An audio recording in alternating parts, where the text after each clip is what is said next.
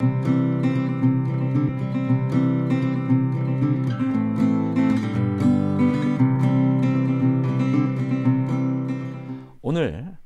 도표로 배우는 성경 8번째 시간으로 심판주 하나님 사랑의 회복이라는 제목으로 말씀을 나누도록 하겠습니다. 우리는 지난 시간까지 성경 전체를 숲을 보는 그런 일들을 쭉 해왔습니다. 그래서 창세기부터 시작한 이 성경이 요한계시록에 이르기까지 어떤 말씀으로 이 성경이 기록됐는가 성경의 계관을 통해서 살펴보기도 했고, 이 도표를 보면서는 성경의 시작은 창조고 성경의 중심은 예수님의 십자가고 성경의 결론은 재림을 통한 심판이라고 했습니다. 그래서 성경의 시작인 창조를 통해 창조주 사랑의 하나님을 우리가 보았습니다. 아무렇게나 이 땅에 난 사람이 없고 하나님의 목적과 뜻을 따라 이 땅에 우리가 존재하고 있다는 사실을 배웠습니다. 지난 시간 구속주 하나님 사랑의 절정 시간을 통해서 범죄한 인간에게 구속의 경륜을 주시고 소망을 주신 그 하나님의 약속이 예수님이 이 땅에 오시고 십자가에 달려 돌아가심으로 구원을 이루시는 일을 통해 이루어졌다라는 사실을 우리가 살펴보았습니다. 오늘은 재림을 통해 이 땅의 역사가 마치고 깨어진 사랑의 관계가 회복되는 심판주 하나님 사랑의 회복이라는 내용으로 함께 살펴보도록 하겠습니다.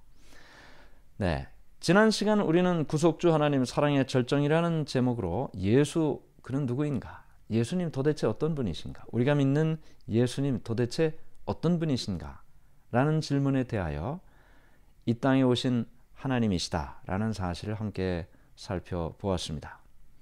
오늘 우리가 배우는 이 심판주 하나님 사랑의 회복도 역시 성경 전체에서 흐르고 있는 중심 주제에서 벗어나질 않습니다.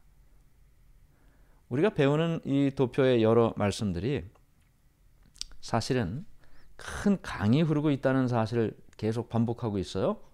그래서 이 강의 흐름을 따라서 우리가 성경을 여행하는 것이 성경 전체의 주제를 의미를 살펴보는 큰 도움이 된다라는 사실을 우리가 이미 살펴보았습니다.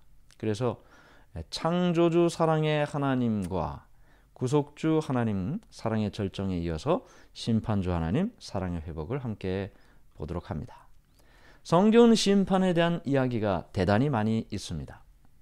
히브리서 9장 27절 한 번 죽는 것은 사람에게 정해진 것이요 그 후에는 심판이 있으리니. 그래서 우리가 이 심판이라는 이 말을 성경을 통해서 대단히 많이 봅니다. 전도서 12장 14절 하나님은 모든 행위와 모든 은밀한 일을 선악간에 심판하시리라. 하나님의 심판이 성경에 말씀되어 있습니다. 그래서 심판이란 이 말은 성경을 읽으면서 대단히 큰 주제이고 또 피해갈 수 없는 일이라는 사실을 우리가 보게 되는 것입니다. 그런데 사실 이 심판이라는 말을 들으면 마음속에 여러분들은 어떤 생각이 드시나요? 심판이라는 말을 들으면 괜히 마음이 기쁘거나 감격스럽거나 이런 생각을 하는 사람들보다는 좀 부담이 되는 생각이 드는 사람들이 많습니다. 그런데 우리가 신앙하면서 이 심판이라는 말을 대단히 많이 접하고 삽니다. 다니엘이라는 이 다니엘서 연구를 우리가 많이 하지 않습니까? 다니엘이라는 이 단이라는 것이 심판이라는 뜻을 가지고 있고요. 엘이라는 말은 하나님을 이야기합니다. 엘리 엘리 라마 사박다니 나의 하나님 어찌하여 나를 버리셨나이까. 그때 엘이에요. 하나님이라는 뜻이에요. 엘리야 야는 할렐루야 할 때 야입니다. 여호와를 찬양하라 할 때 할렐루야라고 하죠. 여호와라는 뜻이에요. 엘리야라는 말은 여호와가 하나님이시다라는 뜻이에요. 그래서 이 다니엘이라는 말은 다는 심판이라 그랬죠. 엘은 하나님이고 재판장이신 하나님이라는 뜻입니다. 재판장이신 하나님. 이 다니엘서를 우리가 많이 이야기를 하는데 그 다니엘서의 이름 뜻 자체가 재판하시는 하나님이에요. 심판하시는 하나님이라는 뜻입니다. 라오디게아라는 말도 의라는 말과 백성이라는 말이 합쳐졌어요. 라오스라는 말은 백성이라는 뜻이고 디케라는 말은 의라는 뜻이에요. 그래서 이 라오디게아 교회라는 것은 의의 백성 또는 공의의 백성, 공의가 드러나는 시대의 백성이라는 뜻입니다. 세 천사의 기별에도 역시 이 심판의 이야기가 담겨져 있죠. 세 천사의 기별, 계시록 14장 7절에 그가 큰 음성으로 이르되 하나님을 두려워하며 그에게 영광을 돌리라. 이는 그의 심판의 시간이 이르렀음이니 하늘과 땅과 바다와 물들의 근원을 만드신 이를 경배하라 하더라. 하나님을 두려워하고 그에게 영광을 돌리라. 왜 그래야 합니까? 물론 하나님이시기 때문에 당연히 하나님께 영광 돌리고 예배를 드려야 되는데, 더군다나 이 시기는, 세 천사의 기별이 전해지는 이 시기는 심판의 시간이 가까웠다. 그러니 속히 하나님께 영광 돌리고 하나님을 경배하라 라는 말이 되는 것이죠. 그래서 세 천사의 기별은 심판의 기별입니다. 세 천사의 기별을 전하는 백성들은 심판의 백성입니다. 이 기별이 전해지는 시기는 심판의 시기입니다. 이렇게 이 심판에 대한 이야기는 성경 전체에 있어서 대단히 중요한 의미를 가지고 있고, 특별히 이 마지막 시대를 살아가는 사람들에게는 더 특별한 의미가 있는 것입니다. 자, 그러면 우리가 이 심판이 도대체 무슨 뜻을 가지고 있는지, 뭔지를 좀 정확하게 이해할 필요가 있습니다. 지난번 저희가 사랑이라는 단어를 배울 때 사람들이 생각하는 사랑과 성경에서 이야기하는 사랑이 좀 다르다는 사실을 배웠습니다. 사람들이 생각하는 사랑은 뭐였죠? 그냥 무조건 잘해주는 것. 그러나 성경은 무조건 잘해주는 것이 사랑이 아니고 공의와 자비가 함께 있다. 법을 세우는 것과 은혜를 베푸고 자비를 베푸는 일이 같이 있다고 했습니다. 그것처럼 사람들이 생각하는 이 심판의 의미와 성경에서 이야기하는 심판의 의미는 조금 다릅니다. 그래서 오늘 우리가 이 성경에서 이야기하는 심판의 의미, 심판에 대해서 정확하게 이해를 하는 것이 중요합니다. 왜냐하면 그 단어가 나올 때마다 그 의미를 잘못 알고 있으면 잘못된 생각을 하게 되기 때문이죠. 자, 심판이란 무엇입니까? 심판이라는 단어 속에는 이런 의미가 포함되어 있습니다. 첫 번째는 의롭게 하다. 여기 지금 심판이라는 말은 다른 말로 표현하면 재판이라는 의미와 같아요. 법정에서 재판이 진행 중이죠. 법정에서 재판이 진행 중일 때는 두 가지 결과가 나타납니다. 첫 번째는 뭐죠? 죄가 있다. 죄가 있다. 두 번째는 뭡니까? 죄가 없다. 유죄냐 무죄냐, 죄가 있다 없다가 이 재판을 통해서 결정이 되는데, 여기 지금 이 심판이라는 이 말 속에는 의롭게 하다라는 뜻을 가지고 있어요. 다시 말하면 죄 있게 하다라는 뜻이 아니고 죄 없게 하다라는 뜻이 더 있는 것입니다. 의롭게 하다. 두 번째는 구원하다. 죄 지은 인간을 구원하는 행위가 심판이라는 것입니다. 건져내다.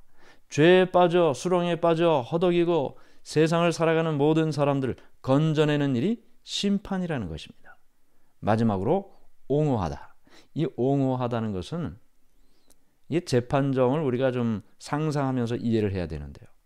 재판정에는, 법정에는 재판관이 있고, 그리고 검사가 있고, 변호사가 있고, 그리고 피고, 죄인이 있습니다. 그럼 검사는 이 사람에게 죄가 있다는 이야기를 하는 사람이 검사고, 변호사는 죄가 없다 또는 이것보다 훨씬 작은 죄다, 그런 이야기를 하는 것이 변호사인데, 사단이 검사예요. 이 하늘 법정에서는 사탄이. 그래서 사람들을, 죄인들을 고소하는 것입니다. 이 사람은 죄가 있습니다. 이 사람은 죄가 있습니다. 이렇게 고소가 이루어질 때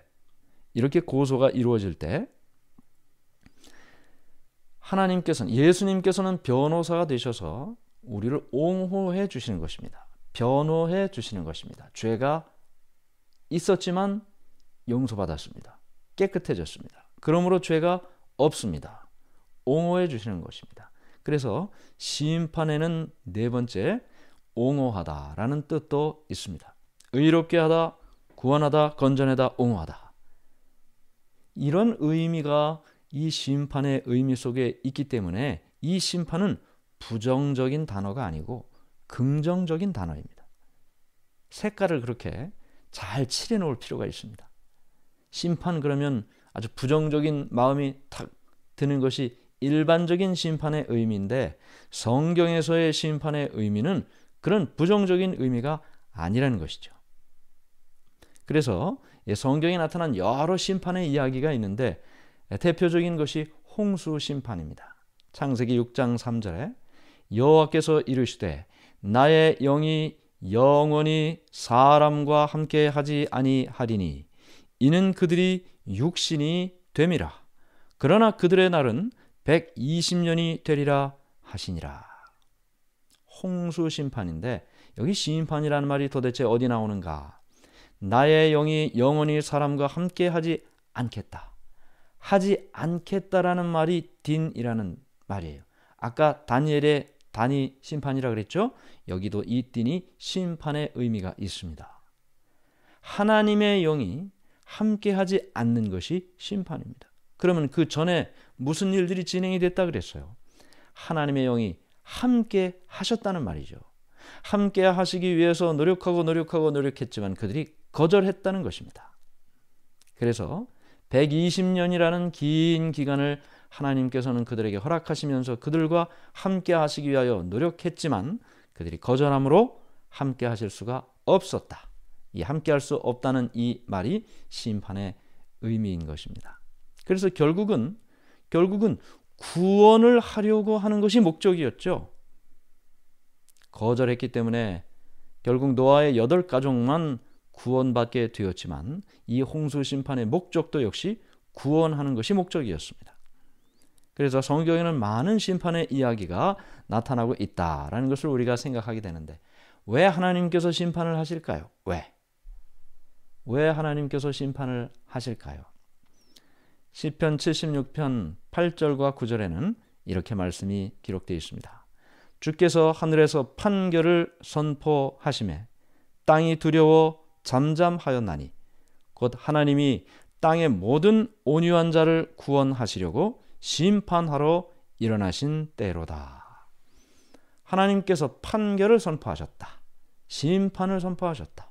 왜 하나님께서 심판을 선포하시고 그 심판을 하십니까? 심판의 목적이 무엇입니까? 멸망이 목적이 아닙니다. 구원이 목적입니다. 하나님께서는 심판을 통해 인간을 구원하기를 원하시는 것입니다. 하나님께서는 심판을 통해 의롭게 해 주시기를 원하시는 것입니다. 하나님께서는 심판을 통해 건져내시기를 원하고 구원하기를 원하고 옹호해 주시기를 원하시는 것입니다. 그래서 하나님께서 심판하시는 것입니다. 그래서 우리는 이 하나님의 심판을 이렇게 보게 되는데요. 심판의 결과는 두 가지입니다. 하나님께서 왜 심판하신다 그랬죠? 인간을 구원하시기 위해서 심판하신다고 했습니다. 그러면 첫 번째 결과는 구원이죠. 구원받은 백성들이 나타납니다. 하나님의 심판을 통해. 그러나 안타깝게도 이렇게 하나님께서 구원하시고자 하지만 구원받지 못한 사람들, 구원을 거절한 사람들, 하나님의 심판에 귀 기울이지 않은 사람들은 결과적으로 멸망받을 수밖에 없는 것입니다. 그 멸망이 목적이 아니죠. 구원이 목적이에요. 그러나 그것을 선택하지 못한 사람들, 그 사람들은 결과적으로 멸망할 수밖에 없는 것입니다. 그래서 심판의 결과는 구원이냐 멸망이냐. 하나님께서 건져내 주시기를 원하시는데 뻗으신 하나님의 손을 붙잡고 구덩이에서 나오느냐 아니면 그 구덩이에 머물러 있느냐. 하나님께서 그를 보호하시고 그리고 죄 없다고 선언하시기를 원하셔서 계속 옹호해 주시는데 그 옹호를, 그 변호를 받아들이느냐 받아들이지 않느냐에 따라서 구원이냐 멸망이 결정되는 것입니다. 하나님께서 우리를 의롭게 해주셨습니다. 예수님의 십자가를 통해서요. 우리는 예수 그리스도를 개인의 구주로 영접하고 그 예수님의 피가 내 죄를 깨끗게 해주셨다는 사실을 받아들임으로써 의롭게 되는 것입니다. 그런데 그것을 받아들이지 않으면 여전히 불의가 우리 가운데 있는 것입니다. 결국 이렇게 하나님의 심판은 구원이냐 멸망이냐로 결정이 되는 것이죠. 자, 그럼 우리가 이 심판의 과정을 조금 더 이해할 필요가 있습니다. 어떤 과정을 통해서 심판이 나타나는가? 재판 과정이라고 우리가 이해하면 된다 그랬습니다. 심판의 과정은 철저하게 기록에 의하여 진행이 됩니다. 마음대로 진행이 되는 거 아니에요. 재판장이신 하나님께서 이 모든 일들을 기록에 의하여 진행이 된다고 했습니다. 여기 세 기록을 성경에서 이야기하고 있습니다. 첫 번째는 생명책, 구원을 받는 사람들의 이름이 기록되어 있다. 기념책, 하나님과 관련된 모든 일들이 기록이 되어 있다. 그 다음에 죄책은 죄의 기록들이다. 이 모든 기록들이 태어나면서부터 죽을 때까지 모든 사람의 인생이 이와 같은 종류로서 기록이 된다 했습니다. 자, 성경에 있는 말씀을 좀 보죠. 생명책은 구원받을 대상자들의 이름이 기록되어 있다고 했는데 계시록 3장 5절입니다. 이기는 자는 이와 같이 흰옷을 입을 것이요 내가 그 이름을 생명책에서 결코 지우지 아니하고 그 이름을 내 아버지 앞과 그의 천사들 앞에서 시인하리라. 자, 생명책에 그 이름이 있다. 구원받을 자들의 이름이죠. 계시록 21장 27절입니다. 오직 어린 양의 생명책에 기록된 자들만 들어가리라. 그래서 성경은 구원받은 자들의 이름이 기록된 책이 있다. 그 책을 생명책이라 부른다. 두 번째는요, 기념책이라는 말도 있어요. 이 기념책이라는 말은 하나님과 관련된 일이라고 되어 있는데 말라기 3장 16절 그때 여호와를 경외하는 자들이 피차에 말하매 여호와께서 그것을 분명히 들으시고 여호와를 경외하는 자와 그 이름을 존중히 여기는 자를 위하여 여호와 앞에 있는 기념책에 기록하셨느니라. 여호와를 경외하는 자, 여호와의 이름을 존중히 여기는 자, 그 이름이 이 기념책에 기록이 되어 있다는 것입니다. 자, 여기 여호와를 경외한다는 말이 뭘까요? 여호와의 이름을 존중히 여긴다는 말이 뭘까요? 하나님께서 우리에게 주신 말씀을 존중히 여긴다. 하나님을 존중히 여겨 하나님께서 말씀하신 그 말씀을 따라 살아간다. 그 말씀을 의미하고 있겠죠. 하나님께서 말씀하신 예배, 하나님을 우리가 기억한다는 것은 예배를 통해 기억하는 것입니다. 하나님을 경배하게 되는 것이니까요. 경배의 대상이 다른 존재가 아니고 오직 유일하신 하나님, 창조주 하나님, 구속주 하나님, 심판주 하나님, 그 하나님께 경배하는 것, 하나님께 예배하는 것이고 경외하는 것이고 그 이름을 존중히 여기는 것입니다. 그래서 이 모든 일들이 기록이 된다 그랬어요. 여러분들이 새벽에 일어나 힘든 그 새벽에 일어나 말이죠. 하나님의 말씀 앞에 서서 함께 말씀을 연구하고 기도드리고 찬송 부르고 여호와를 존중하는 일입니다. 그 일들이 기록이 된다 그랬어요. 사실 우리의 우리의 수준으로 이해할 때는 그저 이렇게 생각이 되지만 하나님 차원에서 기록된다는 의미가 더 많은 것이 있음을 우리가 생각하게 됩니다. 이 세상에는 기록되는 일들이 너무나 많아요. 그렇죠? 지금 레코딩이 되면 그것도 기록이에요. 손으로 기록이 되면 그것도 기록이에요. 모든 기록이라는 것은 남아있다는 사실을 우리에게 말하고 있는 것입니다. 그래서 우리가 하나님을 위하여 한 봉사, 하나님께 드리는 예배, 하나님께 드리는 기도, 찬송, 이 모든 하나님과 관련된 모든 일들이 기록된다. 어디에요? 기념책에 기록된다는 것입니다. 그 다음에 계속되는 말씀을 또 보면 시편 56편 8절에도 이렇게 기록이 되어 있습니다. 나의 유리함을 주께서 계수하셨사오니 나의 눈물을 주의 병에 담으소서. 이것이 주의 책에 기록되지 아니하였나이까? 우리가 소그룹으로 나누어져서 함께 서로를 위해서 기도하고 하나님께 간절히 기도드리며 우리가 눈물을 흘리는 그 눈물을 주의 병에 담는다. 그리고 그 기도와 그 소원과 그 간절함이 주님의 책에, 기념책에 기록이 된다. 그래서 기념책은 우리가 하나님을 위하여 한 모든 일, 그것이 봉사든 기도든 예배든 무엇이든 그것이 다 기록이 된다고 했습니다. 감사한 일이죠? 예, 감사한 일입니다. 그 다음에 또 마지막으로 세 번째 책은 죄책이 있습니다. 죄책. 이건 죄의 기록이죠. 호세아 13장 12절 에브라임의 불의가 봉함되었고 그 죄가 저장되었나니. 우리가 컴퓨터 작업을 막 한참 하고 그걸 어떻게 해요? 저장해요. 컴퓨터에 저장해요. 기록이 되어 있는 것입니다. 호세아 13장 12절의 기록처럼 우리의 죄가 기록되어 있다. 저장되어 있다. 죄책에 우리의 죄가 기록되어 있다는 것입니다. 예레미야 17장 1절 유다의 죄는 금강석 끝 철필로 기록되되 그들의 마음판과 그들의 제단불에 새겨졌거늘. 자, 여기 아주 참 중요한 이야기를 하고 있습니다. 죄가 어디에 기록된다 그랬어요? 마음판에 기록되고 제단불에 새겨진다. 이 말은 금강석 끝 철필, 이 금강석이 다이아몬드 아닙니까? 예, 이 단단한 그 어떤 것보다도 단단한 그것으로 철필이라는 것은 글쎄요, 철필. 저 예전에 이 복사하게 나오기 전에 그 등사라고 하죠. 이렇게 그 촌농이 이렇게 입혀진 그 종이에다가 철필로 이렇게 글씨를 써서 그걸 이렇게 밀어가지고 프린트를 하던 시절이 있었는데 그 철필이 금강석이에요. 안 달아요. 달아 없어지질 않아요. 뭘 기록하는 것이 달아 없어지질 않아요? 죄를 기록하는 그 펜이 달아 없어지질 않아요. 어디에 기록된다고 했습니까? 내 마음 속에, 나의 기억 속에 기록이 됩니다. 내가 지은 죄가 나의 이 마음속 깊은 곳에 기록이 됩니다. 그것이 내가 기억이 나든 기억이 나지 않든 나의 마음 속에 그것이 기록이 됩니다. 그게 그렇게 기록이 되고 그 다음에 또 그게 또 복사본이 또 어디에 기록이 돼요? 제단불에 새겨졌다. 그랬습니다. 제단불에. 성소에서 죄인이 양을 가지고 성소에 와서 자신의 죄를 고백하고 그러면 그 죄가 어디로 가요? 양에게로 가요. 나중에 우리가 성소에 할 때 또 자세히 배웁니다.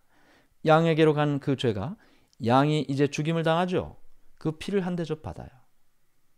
양의 사체는 번제단 위에 불태워지고 제사장이 그 양의 피, 이 양의 피에 뭐가 있습니까? 죄인의 죄가 담겨져 있습니다. 그 양의 피 한 대접을 가지고 어디로 들어갑니까? 성소 안으로 들어갑니다. 그리고 분향단, 향이 피워져 올라가는 그 분향단 네 귀퉁이 뿔에다가 그것을 바릅니다. 죄가 어디에 있는 겁니까? 제단 뿔에 있는 겁니다. 그 제단 뿔이라는 것이 뭐예요? 그 제단이라는 것이 뭡니까? 이 향이 올라가는 것이 성도들의 기도를 상징하거든요. 나의 죄가 그 번제단, 그 분향단 내 뿔에 이렇게 묻혀져 있는데, 양의 피를 통해서 묻혀져 있는데 나의 죄가 그냥 거기에 머물러 있는 것이 아니고 나의 기도를 통해 이 기도의 향이 그 휘장을 넘어 하나님의 보좌 지성소 안으로 들어가게 되어 있어요. 나의 죄가 기도를 통해 하나님의 보좌 앞까지 가게 되고 죄 용서를 받는다는 의미가 되는 것입니다. 자, 그래서 중요한 사실은 나의 죄가 기록이 돼서 내 마음속에도 그리고 하늘 성소에도 기록이 되어 있다는 거예요. 그래서 우리가 이런 이 기록, 생명책, 기념책, 죄책, 이것이 있다, 하늘 법정에 있다라는 것은 바로 제단불에 새겨진 나의 죄의 기록을 통해서 확인하게 되는 것입니다. 하늘 법정에서 이와 같은 기록을 근거하여 재판이 진행되고 있습니다. 심판이 진행되고 있습니다. 심판의 목적은 뭐라 그랬죠? 항상 잊지 말아야 돼요. 구원을 위해서, 우리를 의롭게 하기 위해서, 우리를 건져내기 위해서, 우리가 죄 없음을, 무죄함을 옹호하기 위해서 진행된다고 했습니다. 자, 그러면 이제 하늘 법정에서 이 재판을 조금 더 구체적으로 말씀을 드리고 싶습니다. 사단이 이충한 죄인입니다. 고소했습니다. 죄 있습니까? 없습니까? 죄 있습니다. 기록이 있잖아요. 어디? 죄책의 기록이 있잖아요. 그럼 죄인 맞죠? 기록이 있는데 부인할 수가 없습니다. 저뿐만 아니라 저만 이 재판하니까 좀 마음이 그러네요. 여러분 모두도 함께 재판정에 섰어요. 우리의 이름이 불려집니다. 사단에 의해서. 죄 있습니다. 언제 어떤 죄를 지었습니다. 죄책에 이렇게 기록되어 있습니다. 고소하죠. 맞습니다. 우리의 죄가 있습니다. 기록에 있으니까요. 그러나 그것으로 끝나질 않습니다. 이번엔 예수님께서 나타나셔서 예수님께서 말씀하십니다. 이충한 죄 이때 기록책에 있는 죄책에 있는 기록처럼 죄가 있습니다.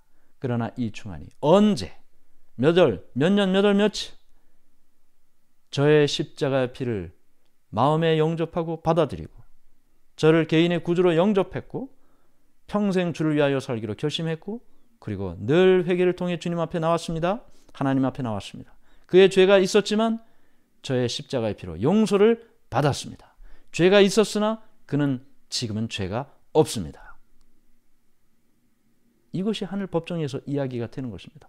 그러므로 죄의 대가가 지불되었으니 그는 무죄이다. 이렇게 선고되는 것이 하늘 법정의 일이에요. 구원을 위한 재판이라는 사실을 기억을 하시기를 바랍니다. 자, 그러면 이 재판이, 이 심판이 언제 일어나는가? 언제? 두 대상에 따라 다릅니다. 자, 우리가 중요한 한 가지를 생각할 필요가 있는데요. 예수님께서 이 땅에 재림하실 때, 예수님께서 이 땅에 재림하실 때 공중에서 주님을 영접하는 사람들이 있어요. 구원받는 사람들. 공중에서 죽은 의인과 살아있는 의인 모두, 구원받는 사람들은 다 공중에서 주님을 영접합니다. 악인들은 다 죽임을 당합니다. 예수님의 재림의 사건은 의인과 악인이 분명하게 구분되는 시기입니다. 그 전까지는 잘 몰라요. 같이 살아요. 알곡과 가라지가 같이 살아요. 그러나 예수님의 재림의 사건은 분명하게 의인과 죄인이, 구원받을 자와 멸망받을 자가 구분되는 때입니다. 예수님의 재림이 그 사건이에요.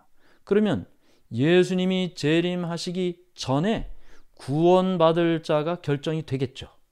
왜냐하면 예수님이 재림 때 공중으로 다 올라가게 될 테니까요. 심판의 시간이 있어야 무죄 선언이 있지 않겠습니까? 재판이 끝나야 선고가 있지 않겠습니까? 그래서 구원받을 자들의 재판은 예수님이 재림하시기 전에 있습니다. 그걸 재림전 심판이라고도 하고 또 다른 말로는 조사 심판이라고도 합니다. 구원받을 대상을 위한 재판입니다. 재판 결과는 뭡니까? 무죄입니다. 예수님의 재림을 통해 하늘로 승천하고 영원한 생명을 얻게 되는 것입니다. 그 다음 재림 후 이제 멸망받을 자들에 대한 심판이 진행되는데요.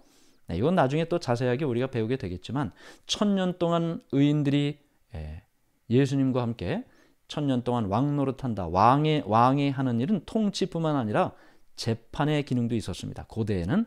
그러므로 왕노릇한다는 말은 재판한다는 말이에요. 심판한다는 말이에요. 똑같은 기록을 가지고 죄책과 기록책과 생명책을 근거로 이들을 향한 재판이 진행이 됩니다. 악인들이 왜 멸망받을 수밖에 없었는가? 똑같이 살았는데, 똑같이 하나님 믿을 기회에 있었는데 왜 그들은 멸망받을 수밖에 없었는가? 어떤 사람은 더 큰 일을 한 사람도 있었어요. 그런데 왜 그가 멸망받을 수밖에 없었는가? 예수 그리스도를 개인의 구주로 영접하는 그 일이 없었어요.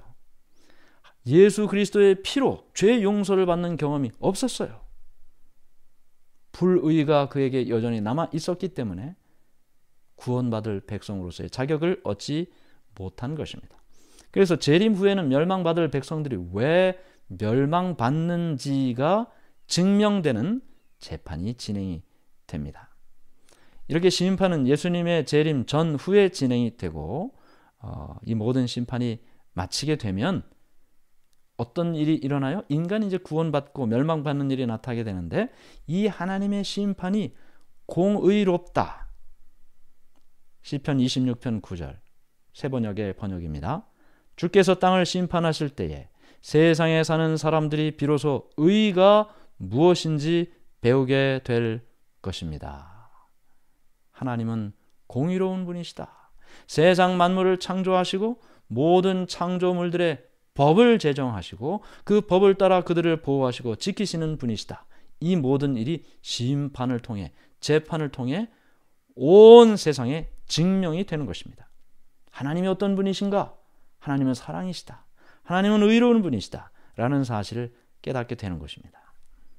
그리고요, 이 심판을 통해서 깨어진 사랑의 관계가 회복이 되고 재창조로서 에덴 동산에서 창조를 받았던 아담과 하와의 모습처럼 이 땅의 모든 구원받은 사람들이 하나님과의 사랑의 관계가 회복된 삶을 살게 되는 것입니다. 오늘 우리의 마음속에 심판은 두려운 것이 아니다. 의인을 위한 심판과 악인을 위한 심판이 있다. 심판의 목적은 인간을 구원하기 위함이다. 심판을 통해 사랑의 관계가 회복된다.